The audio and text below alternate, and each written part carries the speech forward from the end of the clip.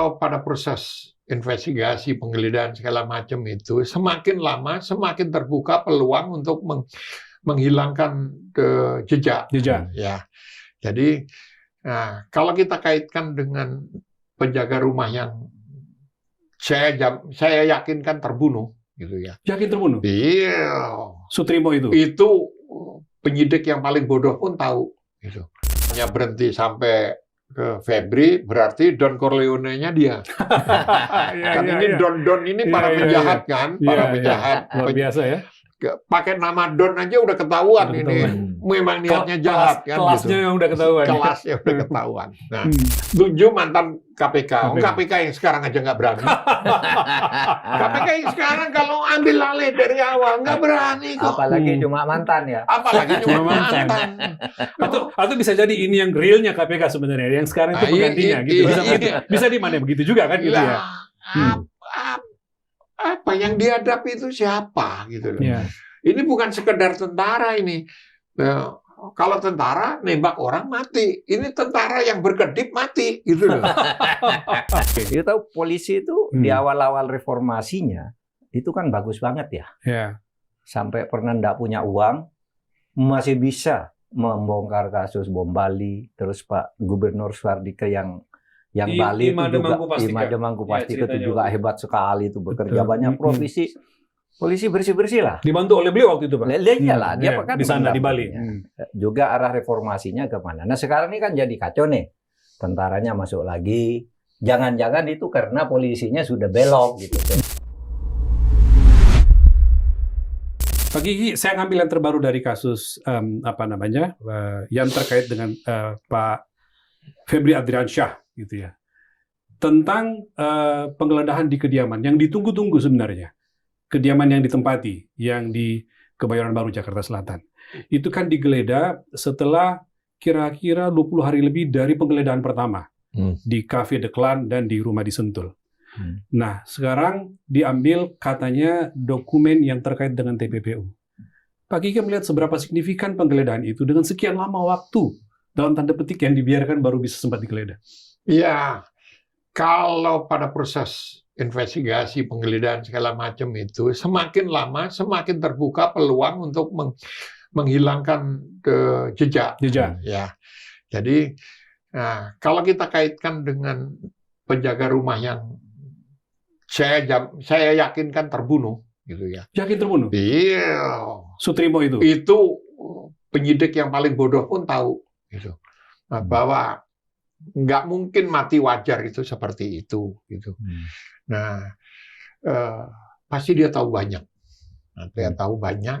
Nah, agak sulit menghilangkan jejak ini karena orang hidup, gitu. Yeah. Ya satu-satunya cara disukabumikan. Nah, cilakanya dari proses ditemukan mayatnya itu kan aneh, ya. Dia dari rumah merasa sakit, lalu ke klinik. Nah, ke klinik, mati di depan klinik. Yeah. Nah, ini saja sudah aneh. Kenapa?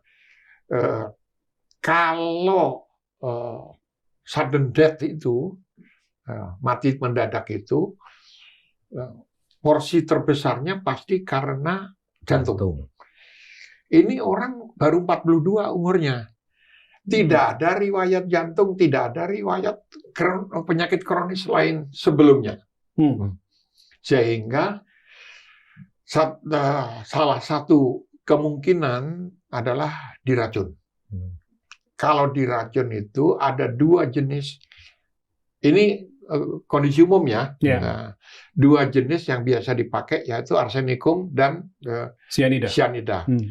Nah, cilakanya 2 jenis ini itu punya masa hidup yang pendek. Oke. Kalau 4 jam langsung ketahuan. Di bawah 4 jam. Tapi kalau 1-2 hari, sisa-sisanya itu masih bisa ditelusuri untuk membuktikan ini arsenikum atau cyanida. Kalau di bawah 4 jam? Ya, itu. Kalau 2 hari masih bisa nggak? Masih bisa, tapi tinggal sedikit residunya. Karena apa? ini berubah jadi gas. Jadi masuk ke tubuh, dia menguap, dia jadi gas. Nah, jadi kalau dia jadi gas, ya nggak bisa ditelusuri. Nah, bayangan saya jauh ke depan. Kalau jaksa penuntut nantinya mengkaitkan ini, lalu membuktikan bahwa ini diracun, nggak ada bukti medical forensiknya. Karena sudah diasumsikan sudah hilang, udah seminggu lebih gitu. Ini sekarang ya. Berarti harus dicari kaitan dengan bukti jejak forensik medis yang lain. Misalnya pada saat dia diracun belum mati, dicekek, strangle, istilahnya strangle, diikat, dicekek, apapun itu masih bisa. Sebulan pun masih bisa dicari gitu. Nah, lalu atau misalnya ditembak atau fisik yang lain gitu. Tapi kalau racun, nah, apakah ini desain? Pertanyaannya itu ya, apakah ini desain? Kalau desain itu bagian yang sangat krusial untuk evasion, untuk menghindari kasus TPPU-nya, gitu loh. Jadi nggak ada kaitannya, karena ini saksi yang paling penting. Boleh dibilang saksi kunci ya? Saksi kunci nomor 1 kalau bagi saya. Nah, saksi kunci nomor 1. Kenapa? Nomor 1 tentang seluruh peristiwa pencucian uang itu. Nah, karena gini, yang saya tahu kan gini, berangkas itu berat.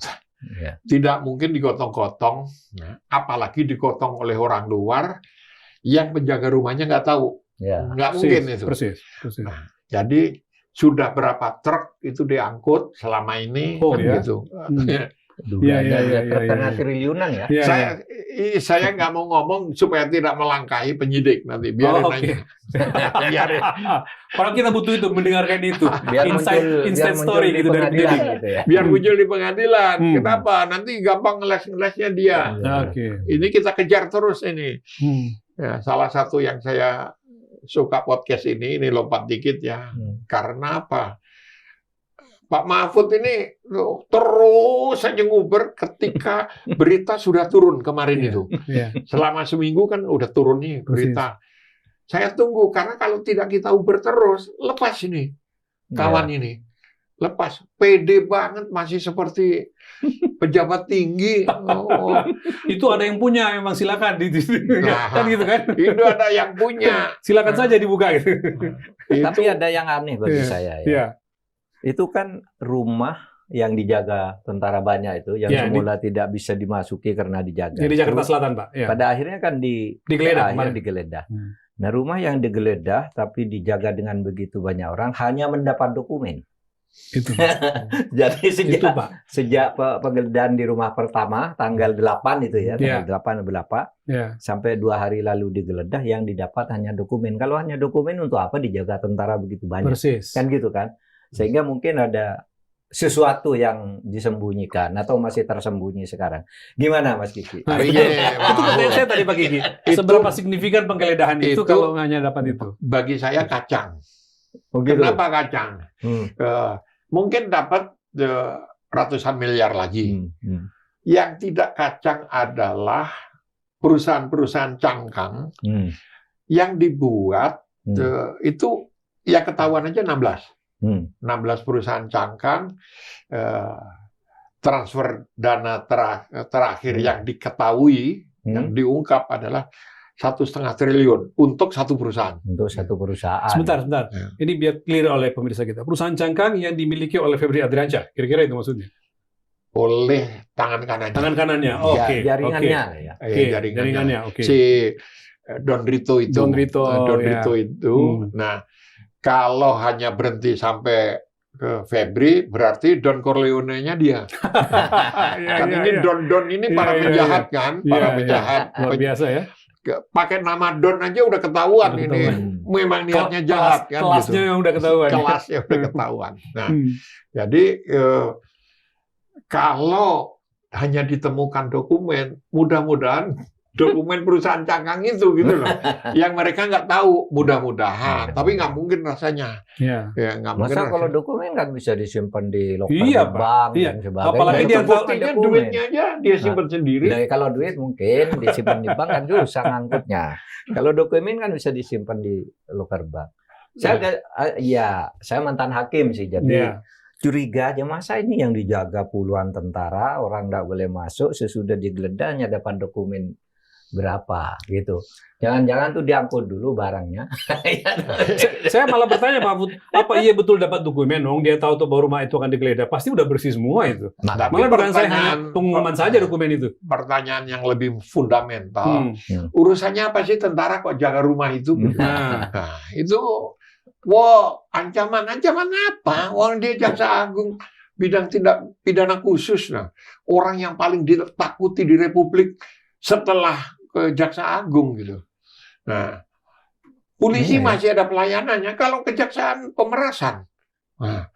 Jadi buat saya adalah perlu dibuka seluas-luasnya. Tentara yang fungsi utamanya adalah defense, pertahanan teritorial negara, tiba-tiba digunakan untuk mengamankan rumah gitu. Nah, jadi pasti tidak hanya sekedar dokumen. Kalaupun dokumen yang menyangkut uang triliunan. Gitu. Jangan-jangan penelusuran jejaknya kalau untuk kasus listrik itu kan bentuknya dokumen-dokumen, apalagi yang sudah selesai seperti Asabri dan kasus yang dia tangani yang sudah selesai gitu. Dan itu kan masih banyak. Kalau saya dengerin rumor ya, karena saya investigator, saya nggak punya bukti, jadi saya nggak bisa bilang fix. Itu duitnya masih banyak. Duitnya masih banyak. Yang korupsi aja triliunan masih bisa bikin pesta ulang tahun bagus itu kan. Nah, ngeri ya. Negara kayak gini. Negara ini benar-benar udah mengerikan udah.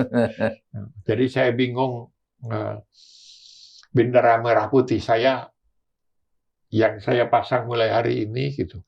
Itu apa maknanya? Gitu.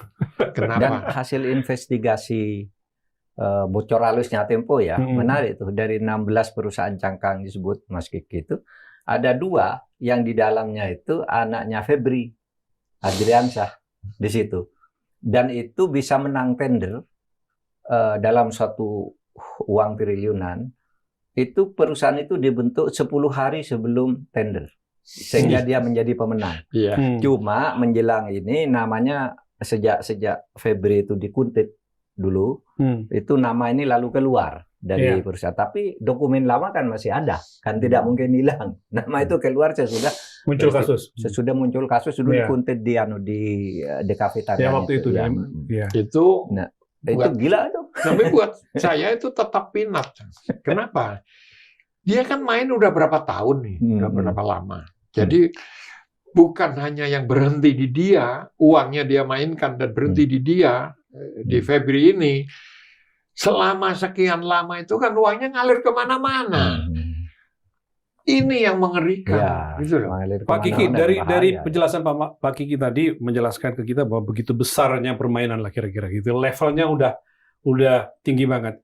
Nah sekarang ketika kita lihat dihandle oleh kejaksaan, tim 9 yang kata orang mestinya punya modal karena 7 dari mereka itu adalah mantan KPK.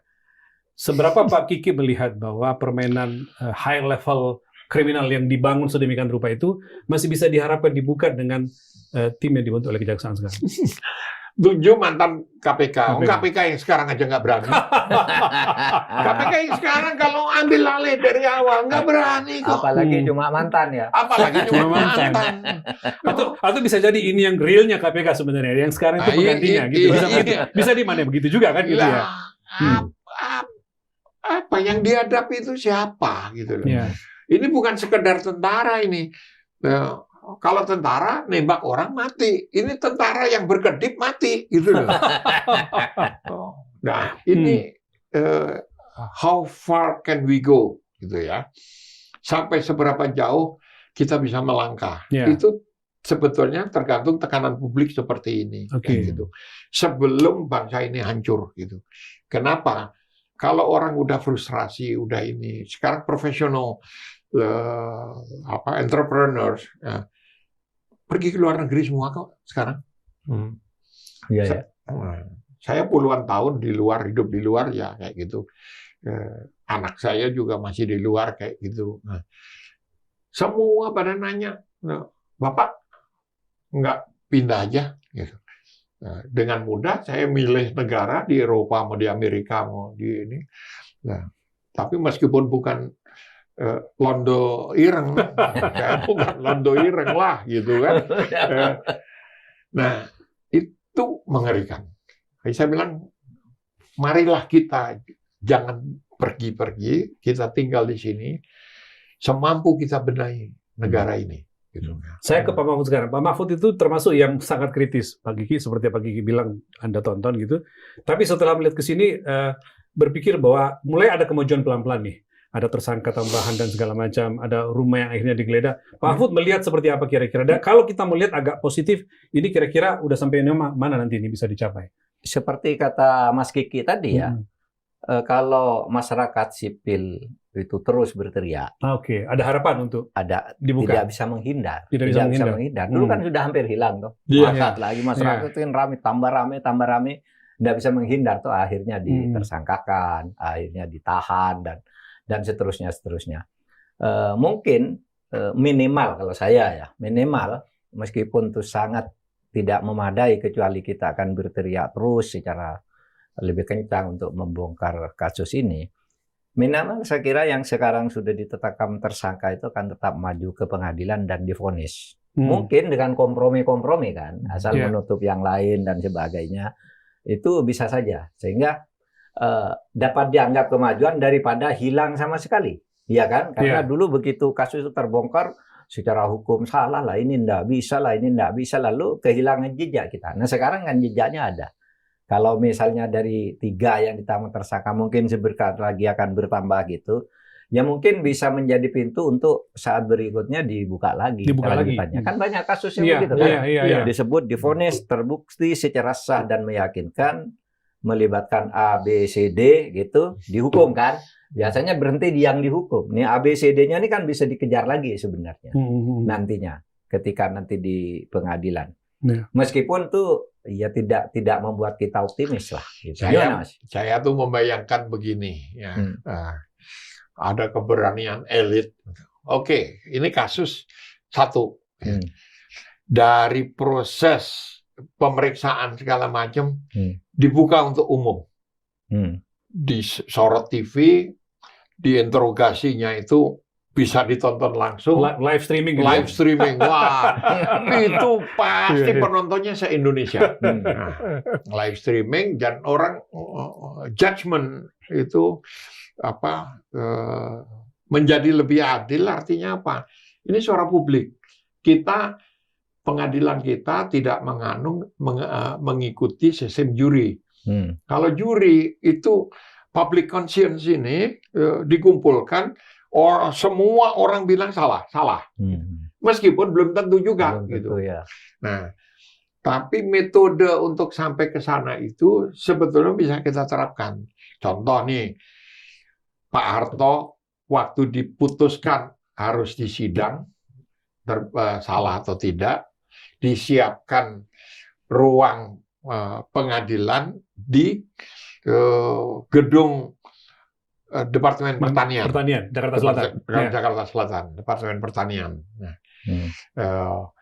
itu karena tentara yang menjaga Soeharto waktu itu sudah lumpuh. Jadi saya nggak bisa kita lakukan. Saya bukan lawyer, jadi nggak bisa dorong ke arah sana gitu. Tetapi saya berharap coba itu dilakukan untuk Febri sekarang gitu. Nah, itu akan menarik. Mencari tempat yang netral yang bisa lebih leluasa dia. Iya. Kalau kita ambil cara Cina kan, kalau saya bayangin Menteri Pertahanan di sana ditembak. Saya bilang kapan Menteri Pertahanan Indonesia? Ada kepala di Cina itu, kepala kejaksaan tinggi pergi ke luar negeri, pamitnya kunjungan kerja dibiayai oleh negara. Sesudah pulang ketahuan dia dibiayai oleh tamu pengundang, hukum mati di Cina loh. Kamu nipu negara, dihukum mati, hukuman mati. Saya pernah nulis tuh di Kompas, namanya apa dulu.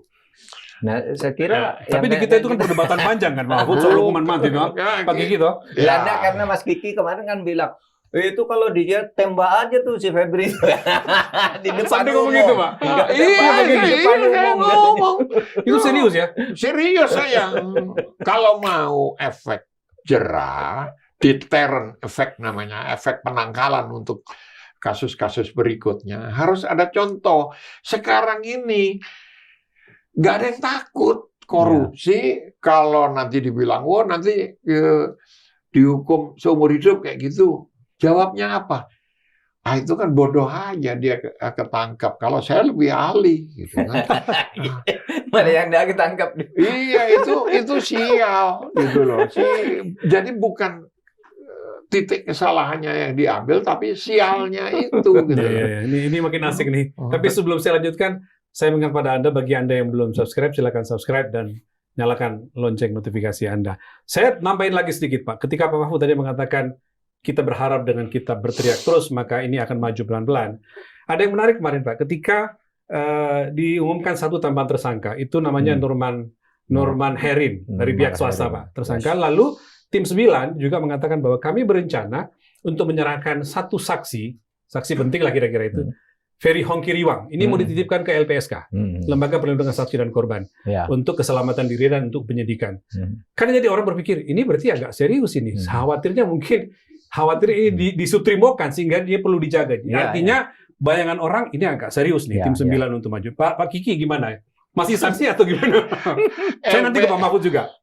KPK aja takut, apalagi LPSK. Ya, LPSK tidak punya track record dan tidak punya instrumen untuk melindungi orang. Lalu melindungi akibatnya bukan melindungi supaya bisa diproses berikutnya, melindungi beneran, jadi nggak diapa-apain orang itu. Gitu. Nah, kenapa? Yang dilawan ini kan udah karatan semuanya. Oh iya. Iya, udah karatan. Saking ininya ya, terlatihnya, saking lamanya beroperasi. Terlatihnya. Nah, kita lihat, dan ini bukan hanya di level elit, ya, sampai ke bawah. Nanti saya ingin ngomong tentang potensi konflik ke depan. Gitu. Sekarang kan pertanyaan publik adalah kenapa mal-mal itu dijaga? Ya, dikasih pagarnya tinggi-tinggi. Di Surabaya mulai, lalu sekarang berlanjut di Jakarta. Orang marah karena listrik naik, karena pajak, karena ini segala macam. Tapi isunya tidak ada isu tunggal. Marah karena nggak bisa disuruh bayar pajak, yang ini marah nggak bisa bayar listrik, yang ini marah. Tapi belum ada isu tunggal. Nah, meletupnya apa? Meletupnya kecil-kecil. Istilahnya skirmish. Skirmish itu hari ini senggolan motor di jalan, taburan. Gitu. Itu terjadi di Jalan Tambak. Sekarang terjadi di Surabaya. Itu skirmish di sini. Cuman makin lama makin banyak, makin frekuensinya makin tinggi, makin ini. Sampai bersisian bersamaan, isunya mulai mengerucut. Ya, contohnya sekarang udah mulai ada tema-tema isu yang bisa masuk isu kecil-kecil seperti itu, yaitu Indonesia bangkrut. Ya, nah, iya ya. Di Belanda ada judul tulisan itu ya. Koran Belanda kemarin, Pak. Ya, itu sudah ada analisis itu. Di sini sudah mulai kecil-kecil ini merapat semua ke sana. Nah, lalu sampai ke tingkat nggak bisa ditahan lagi, meledak. Nah, seperti 98. Nah, lalu kalau pertanyaannya kapan gitu? Saya bilang selama simpul-simpul ini bertemu. Nah, saya bilang dalam sejarah kerusuhan di Indonesia itu selalu eskalatif dengan momen-momen historis. Jadi nanti 17 Agustus itu nggak akan diganggu orang, akan diganggu, ada rasa menghormati bangsa, kayak gitu ya. Setelah itu orang marah. Lalu pemilik-pemilik mal-mal itu melihat ketakutan. Nah, mungkin juga ada polisi yang niatnya baik, ngasih tahu, baik-baik. Sekarang dipagari semua. Dipagari semua. Tapi kata Pak Gubernur tadi, Pak Pramono Anung akan ditertibkan kembali. Ya, Pak Gub akan kira-kira apa yang akan terjadi? Kalau dia tertibkan kembali, itu dicopoti lagi. Besoknya pemiliknya kabur ke luar negeri. Percaya saya. Gitu ya? Iya. Ngapain? Apa lagi? Jangan sekarang udah kabur. Sudah minimal itu mereka punya ada yang jaga satu lah, yang mengkoordinir. Ya, dan tiket on hold ya. Jadi anytime dia mau setiap pergi saat gitu. berangkat. Nah, yang paling laku sekarang kan pesawat-pesawat charteran itu. Jadi dia booking, udah ada apa-apa set berangkat gitu. Ya, Pak Mahfud, saya mau teruskan dulu dari apa yang dipaparkan oleh Pak Kiki. Kira-kira Pak Kiki menganalisis situasi sekarang, sambil juga memberikan jangan sampai terjadi, karena analisisnya bisa ke sana kan. Nah, Pak Mahfud kan pernah di pemerintahan, di mana pemerintah itu punya perangkat segala macam, Pak, untuk membaca itu, mengetahui itu tanpa perlu mengumumkan publik. Lalu ada langkah-langkah antisipasi sebagai orang pernah menjadi Menko Polhukam. Kira-kira seperti apa di dalam pemerintah? Begini, merespon apa yang khawatiran Pak Kiki ini? Setiap akan ada kerusuhan itu, kita sudah mengidentifikasi. Persis. Titik bin kita tuh lumayan bagus. Ya, dengan segala kemampuan yang dimiliki oleh pemerintah ya, perangkatnya ya. Yang akan terjadi di sana, sekian banyak kekuatan, korlapnya ini, persis, otaknya ini, terus yang di sana sekian, sehingga dulu bisa diantisipasi lah, tidak sampai parah betul di zaman. Kita sering rapat tuh, lintas kementerian, bin, dengan Panglima TNI, Kapolri segala macam di sana, di Subden. Jadi mungkin juga kata Mas Kiki ini udah terbaca sehingga ada polisi baik hati memberitahu gitu kan. Segera pagari mungkin. Meskipun itu psikologis membuat orang serem juga gitu ya. Khawatir juga kalau terjadi sesuatu. Bagaimanapun kita nggak menginginkan itu, artinya pemerintah mestinya punya juga. Kita harus menyelesaikannya juga. Tapi saya masih penasaran Mas Kiki tadi ya. Kalau saya kan punya sedikit optimisme dari keburukan cara menangani kasus Jampitsus ini, kan saya punya 3 skenario. Persis. Yang satu mungkin ini bisa hilang gitu ya. Tapi kita terus berteriak muncul sekarang. Nah, di titik ini saya ada optimisme. Mungkin Febrinya sendiri dan beberapa orang tidak akan menghindar. Kalau Mas Kiki, maksud saya, seberapa optimis? Apakah kasus ini akan hilang atau berhenti di Febri atau apa? Pak Mahfud ini mantan pejabat tinggi. Ya. Sebelumnya akademisi. Akademisi selalu mulai dengan pesimisme. Pak Mahfud optimis karena beliau pernah jadi pejabat. Saya nggak pernah jadi pejabat. Tapi jadi temannya pejabat ya. Jadi saya akan memulai dengan pesimisme. Karena apa? Makin melebar kasus ini, makin dapat jaringannya, makin banyak orang berkepentingan dan tidak ada yang berpikir secara makro komprehensif bagaimana menangani ini. Gitu. Akibatnya apa? Udah ditangkepi ke semua bupati aja, banyak sekali bupati, gubernur segala macam, tetap aja masih berani maling kayak gitu lah. Artinya apa? Artinya ini hanya kasus di puncak gunung es. Kelihatannya hebat kayak gini. Hebat kalau dia melebar kemana-mana dan semua disapu, ambil contoh, dia sebut nama siapa kayak gitu. Kejar lagi, grebek lagi, tangkap lagi. Nah, itu mungkin baru ada efeknya. Kita belum lihat nih, ada muncul nama-nama yang muncul pun yang disebut baru Don Rito sama Ferry Hongkiriwang gitu orang-orang di sekitarnya orang Ferry. kecil aja ya. Bobo. Iya. Panggilannya itu. Bohoho apa? Bobo itu. Boboho. Ya. Itu yang orang kecil menjadi besar karena dia nempel di Ferry. Jampitsus ya. Nah, ini kan orang kecil, orang daerah lagi gitu.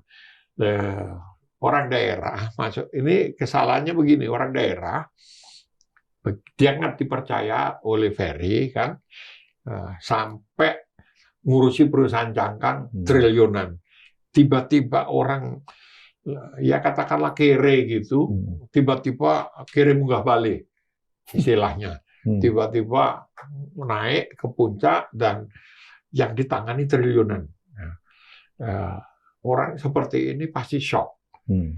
Antara sebelumnya itu overconfident, sekarang loh kok aku ditangkap gitu. Yeah. Kalau memang di penjara, kan kita belum ada bukti, beneran nggak dia di penjara kan? Bahkan dia belum tersangka satu orang ini ya. Iya. Sampai sekarang masih saksi. Satu kan, baru satu kan. Baru. Jadi pesimisme saya, semua berkepentingan untuk ngeroyok, untuk nutupi gitu. Termasuk pemain-pemain lama di kasus Jam Sostek, di kasus perusahaan-perusahaan cangkang sebelumnya kayak gitu. Jadi intinya memang perampokan bersama. Dan makanya saya bilang kalau kesel, udahlah saya pengen kita latih teroris-teroris selama ini gitu ya. Dihidupkan lagi. Suruh nembak aja nanti itu masuk surga itu. Lalu harta rampasannya bagi ke mereka ya. Ini kamu jihad. Daripada dia bunuh orang nggak berdosa, ini udah jelas dosanya numpuk-numpuk. Gitu. Jadi jangan perkarakan soal pakai rupiah apa enggak langsung. Iya, udah tembak aja. Itu di Cina dipertontonkan begitu. Enggak, begini loh. Saya kira kita perlu mendengar dari Mas Kiki juga. Berbeloknya arah reformasi ini. Ya. Karena dulu ini beliau salah seorang di awal-awal reformasi menjadi saksi kunci, Pak. Anak muda waktu itu sangat berani. Dan ya saya kagum juga waktu itu. Wah, ini hebat nih. Saya mesti ngomong dulu, Pak. Kita ingatin dulu, Pak. Beliau ini tim investigasi kerusuhan Mei 98. Ya, jadi Anda yang mungkin waktu itu belum terlalu ngeh gitu, Pak Kiki ini tim investigasi kerusuhan Mei 98. Lanjut, Pak. Iya, ini sama saya umurnya sama sekarang 69. Seumuran sama Pak. Jadi saya waktu itu melihat dari jauh. Saya di Jogja dulu, Mas Kiki. Masih di Jogja ya. Hebat nih ya bilang. Enggak, karena ini membuat di samping rencana-rencana reformasi lalu membongkar struktur lama ikut gitu. Nah, termasuk polisi itu kan beliau yang dampingi juga, yang merombak struktur kerentanan juga. Pasca pisahnya tentara dan polisi ya, Pak Kiki ya. Oke. Itu tahu polisi itu di awal-awal reformasinya itu kan bagus banget ya. Ya. Sampai pernah nggak punya uang masih bisa membongkar kasus bom Bali, terus Pak Gubernur Swardike yang Bali itu juga Imade Mangkupasti itu juga hebat sekali itu bekerja banyak profesi. Polisi bersih-bersih lah. Dibantu oleh beliau waktu itu, Pak? Iyalah, dia kan di sana di Bali.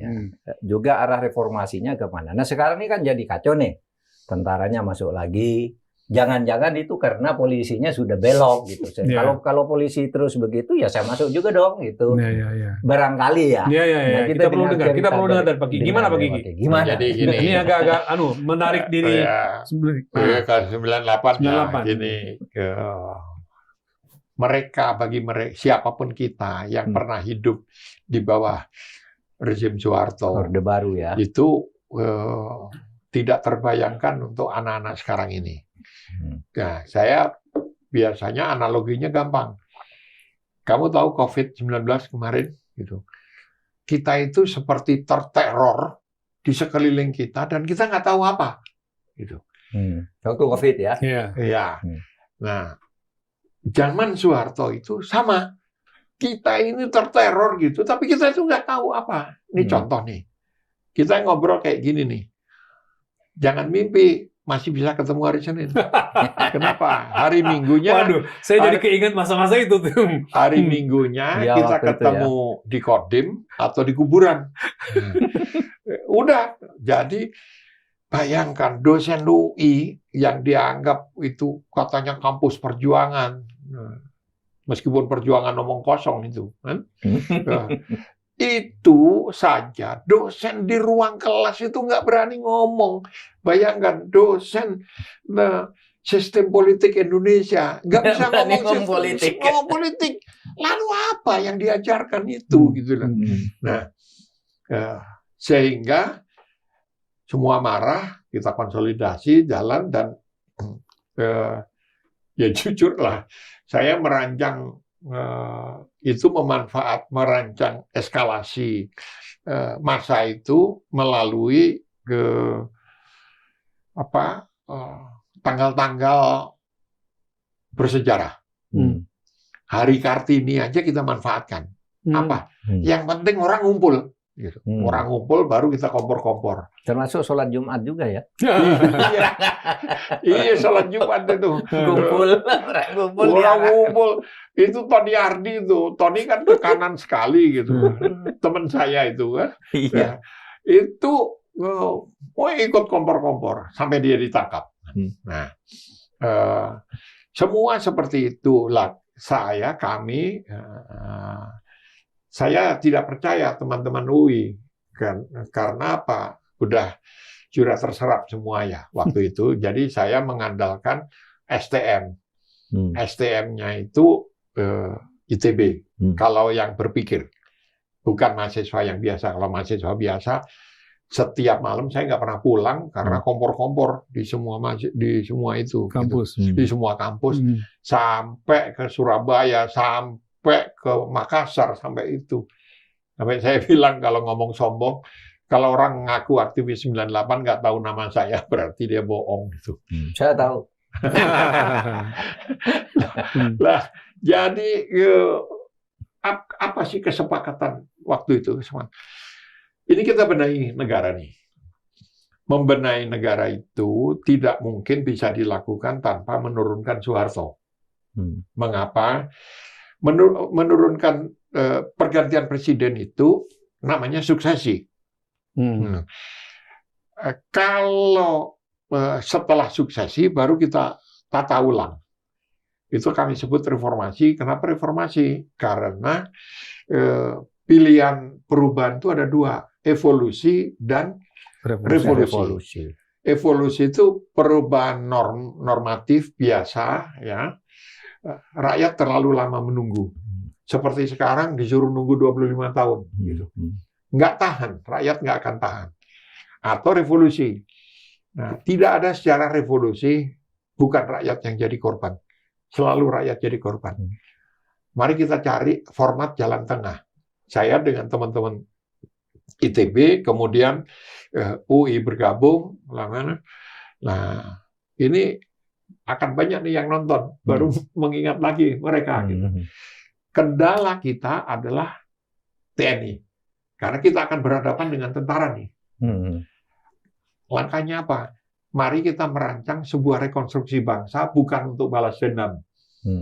Kalau balas dendam, balas, nggak akan ada selesainya. Jadi kami sepakat buka kontak dengan TNI, mari kita duduk, kita bicara mengenai bangsa ini. Saya mau agak fokus ke itu tadi Pak, tim investigasi kerusuhan Mei ketika rezim tumbang. Pertanyaan saya berarti kan Pak Kiki cukup lama dulu sudah berinteraksi dengan Pak Prabowo dan Pak Safri dong ya? Iya dan tidak. Iya dan tidak, gimana dijelaskan? Saya ambil jarak. Oke. Ambil jarak, tapi karena kebutuhan investigasi, tim investigasi ya memeriksa mereka. Oke. Semuanya 15 jenderal. Termasuk Pak Prabowo? Iya, Pak Prabowo. Anda belum pernah meriksa 15 jenderal kan? Melihat jenderal 15 duduk barang aja udah susah gitu kita. Nah, jadi dengan pendekatan yang saya gambarkan tadi, bahwa kami ini tidak mencari untuk pembalasan. Mari kita rekonstruksi bangsa ini ke depan. Gitu. Dan dengan posisi itu mereka terima. Mari kita lihat apa yang salah, gitu ya. Kalau Soeharto udah pasti kalau itu. Yang lainnya bisa dinego. Nah, ya gimana ya saya mau cerita. Meriksa jenderal gitu kan. Satu-satu gitu, ada periksa dengan tim. Satu-satu. Waktu itu kan Pak Marzuki Darusman segala macam ya? Enggak, itu lain. Marzuki kadang ikut, kadang enggak. Enggak berani dia. Ini Marzuki nonton nih, mudah-mudahan nonton. Itu. Karena yang teringat waktu itu ada Marzuki, ada Pak Kiki dan segala macam. Dan dulu yang berani sekali dia tiap hari di Iya, Pak Mahfud ingat betul. Kita jadi pengen di-refresh dikit, Pak, diceritakan kembali waktu itu seperti apa gitu. Jadi gini, saya ngeledekin habis itu, yang keringatan saya meriksa segala macam, yang kan jadi jaksa agung dia. Iya, Rosita Nur apa itu kan masuk di situ. Rosita Nur, ada perempuan ya, Rosita Nur. Dan karena kami titik pijaknya adalah akademisi, scholar gitu, jadi mereka hormatilah. Tapi ngeri-ngeri sedap gitu. Nah, yang polisi yang paling takut kalau kita periksa, Pak Kumis itu, Timur Pradopo mantan Kapolri. Ini pasti dia nonton ini. Ingat nggak kalau saya periksa kayak gitu kan waktu itu? Gitu ya. Nah, Safri diperiksa datang pakai Panzer. Dijaga Pak Safri itu waktu itu Pangdam Jaya. Pangdam Jaya. Oh iya. Padahal saya udah bilang, kami nggak nyari yang salah. Mari kita duduk, kita benahi bareng-bareng bangsa ini gitu.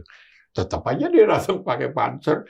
Ada 1 atau 2 truk pasukannya di depan itu gitu. Kayak kita, orang kita cuman orang sipil duduk berempat meriksa. Nah, kami nggak punya senjata, nggak punya apa-apa, hanya punya kewenangan negara dan dari publik. Presiden. Dan saya tidak berkepentingan mau ke balas dendam, bukan urusan saya, bilang gitu. Nah, coba deh nanti kalau ada rusuh-rusuh lagi, ikut meriksa 15 jenderal. Saya jamin nggak tidur itu. Kesempatan itu hanya untuk Pak Kiki aja tuh. Susah mencari kesempatan itu buat yang lain. Jadi ada yang gebrak meja, ada yang, tapi rata-rata sih kayak tikus kecemplungkut gitu. Takut juga. Kenapa? Ini begini, tentara 30 tahun, ibaratnya merem aja orang mati. Berkedip aja orang bisa mati. Tiba-tiba sekarang harus duduk, diperiksa oleh orang sipil. Itu penghinaan luar biasa untuk mereka. Dan saya yang menghina itu. Gitu. Tapi bagusnya mereka mau datang, Pak, ya? Memenuhi semua diperiksa. Saya jemput, kalau enggak. Kami punya kewenangan gitu. Dan nggak usah dijemput. Saya nyanyi aja, ngoceh aja di media. Dan sampai ke dunia internasional. Namanya ini, jenderal ini nggak mau datang karena dia memang penjahat. Selesai karirnya. Nah, jadi takutnya karena itu. Wartawan itu puluhan, ratusan wartawan dari seluruh dunia kok gimana? Takut mereka. Pak Mahfud yang beliau tadi bilang ada yang gebrak meja, kita udah bisa debak-debak, Pak. Kan 15 orang itu kan kita tahu semua lah. Tapi gini, reformasi dulu tuh iya sangat menegangkan, tapi hasilnya sangat indah. TNI Polri dipisah. Polri kemudian menjadi sangat bagus ya, sangat bagus. TNI keluar dari politik, iya kan? Waktu itu kan saya jadi Menhan masih muda, jadi mengalap berkahnya ini yang Natas yang Bapak disiapkan oleh jenderal-jenderal ini Pak, meskipun saya sipil dan masih muda gitu. Itu awal-awal reformasi dan Pak ya. Tentara waktu itu udah menyatakan kami keluar dari politik, ini kembali ke negara demokrasi. Nah ini kok sejak pertengahan tahun 15-an gitu ya ke atas kok jadi belok lagi, ketemu lagi mau ke tengah lagi. Polri-nya juga agak rusak. Masuk ke berbagai bidang sehingga disebut multifungsi justru katanya. Justru masuk ke politik. Lalu TNI-nya juga ngimbangi loh. Kalau polisi begitu ya gitu juga saya. Sehingga jadi situasinya seperti sekarang. Nah gimana sekarang cara memperbaiki lagi kayak dulu? Gimana? Kalau tentara harus dengan power. Harus dengan power apa? Politik.